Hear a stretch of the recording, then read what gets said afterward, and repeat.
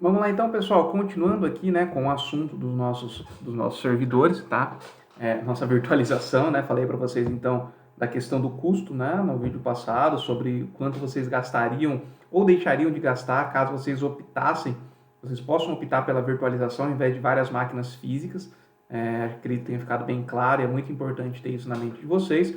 E um outro ponto em relação à virtualização é a questão do backup, que é muito mais prático você trabalhar com um backup de máquinas virtualizadas do que dos seus próprios serviços. E como assim?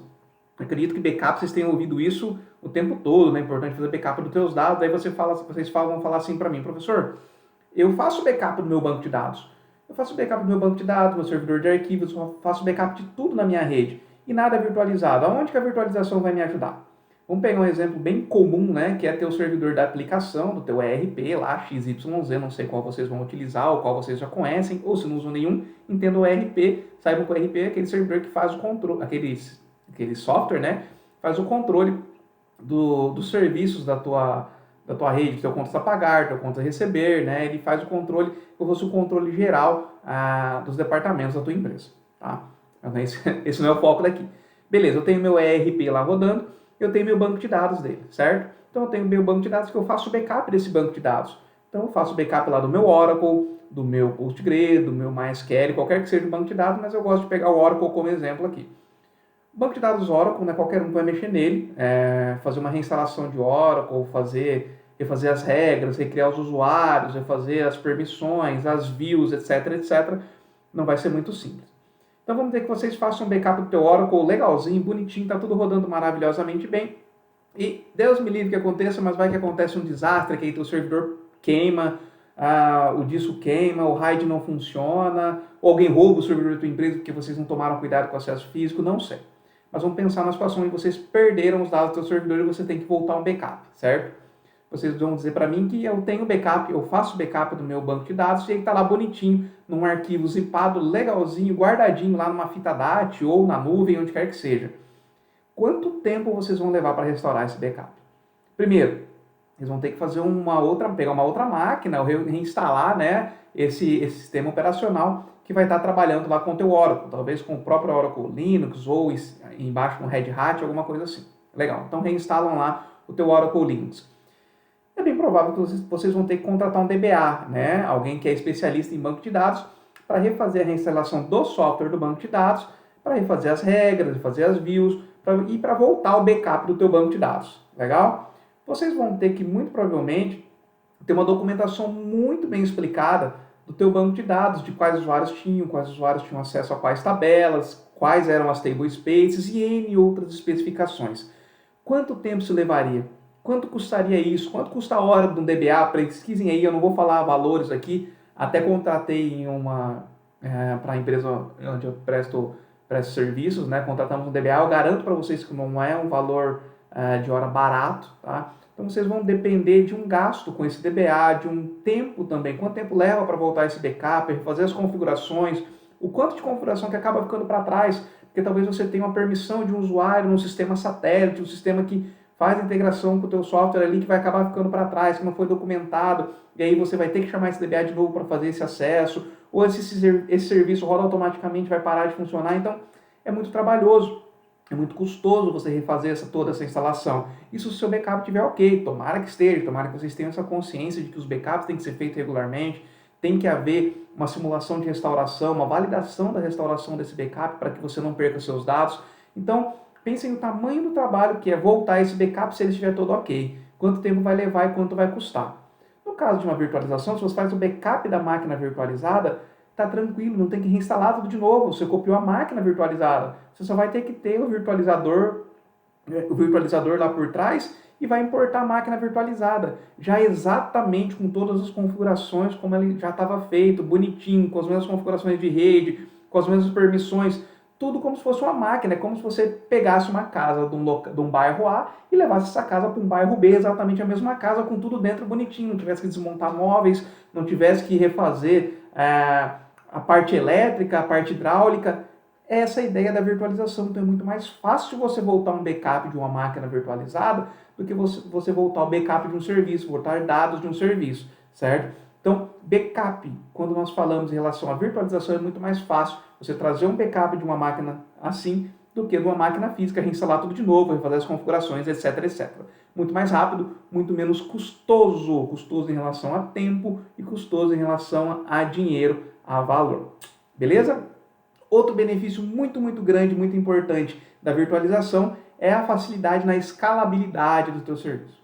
Eu acredito também que escalabilidade é uma palavra que vocês devem ouvir o tempo todo, com uma certa frequência, mas o que é ter uma infraestrutura escalável? Né? O que é ter um servidor escalável? É você conseguir melhorar ele, atender mais recursos, agregar mais recursos a ele, sem ter que explodir os teus gastos. Né? Então pensem aí, eu sempre gosto de dar esse exemplo, pensem na sala, no laboratório que vocês ficam lá na faculdade. Aquele laboratório é escalável? Vocês acham que ele é escalável? Pensem o seguinte, quantas pessoas são comportadas naquele laboratório? Umas 30 no máximo, né? Acredito que tenham 30 computadores, tem uma rede Wi-Fi lá para esses 30 computadores, tem um quadro, legal. É escalável? Eu consigo colocar mais 15 alunos ali? Eu consigo colocar mais 30 alunos ali?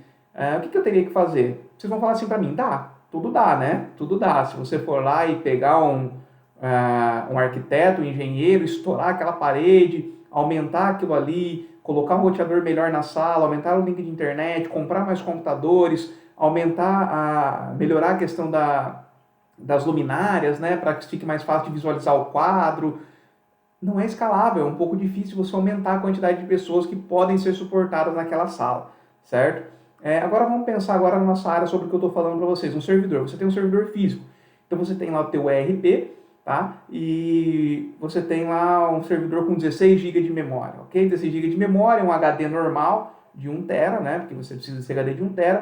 E nem vou entrar no processador. Vamos focar aqui para ficar fácil, para ficar didático, em relação a disco e memória, tá? O disco físico, né? De 1 TB, nosso armazenamento não volátil.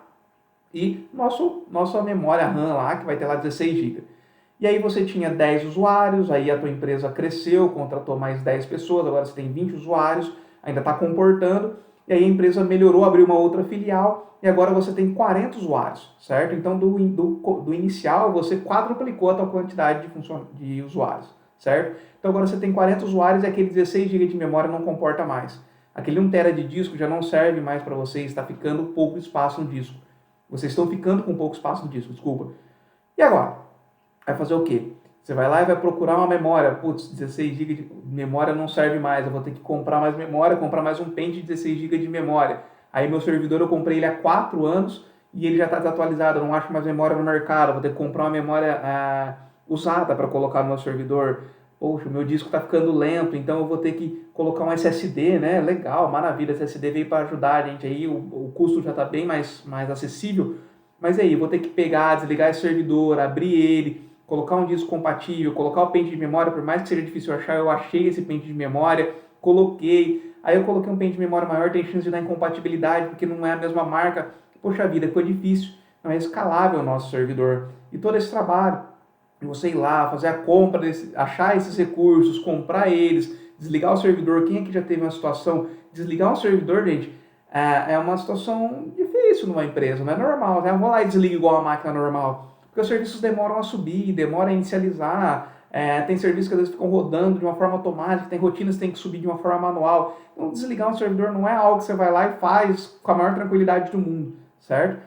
Então, poxa vida, olha o tamanho do trabalho, né? Olha o quanto vai custar isso em relação a tempo, em relação a situações complicadas. Se você tem uma máquina virtualizada, aumentar um recurso de memória, aumentar a capacidade de disco, é com um clique. Você vai lá e aumenta 16 para 24 GB de memória, faz um teste, vê se dá conta para o que você precisa. Você vai lá e aumenta. Claro que você tem que ter recurso físico para isso, tá? Vou lá, tem um virtualizador, eu tenho um virtualizador lá, um servidor que é o meu virtualizador, que ele tem 64 GB de memória. Poxa vida, eu pego esses 64 GB e coloco 16 no meu servidor Windows, mais 8 no meu servidor Linux e deixo lá o restante sobrando. Aí se eu preciso de mais no meu servidor Windows, eu vou lá e só aumento para ele. Ou eu posso fazer esse jogo também, tá? Eu já vi que o meu servidor Linux não precisa de tanta memória. Eu tiro um pouco dele e coloco no meu servidor Windows. Eu coloco mais memória no meu servidor de banco de dados. Eu aumento os núcleos de processamento no meu servidor de banco de dados que requer mais. Eu tenho essa maleabilidade de fazer testes e de escalar e de aumentar caso seja necessário para algum serviço, certo? Então, a escalabilidade é um ponto muito importante quando nós falamos de virtualização. Ela nos ajuda a ter essa facilidade, a conseguir melhorar os nossos recursos, disponibilizar mais recursos para serviços específicos conforme nós quisermos. Tá? É muito mais prático, é muito mais simples fazer isso com virtualização. Beleza? Então, para esse vídeo agora é isso, já que eu volto aí com outro videozinho falando para vocês um pouco mais sobre a nossa virtualização.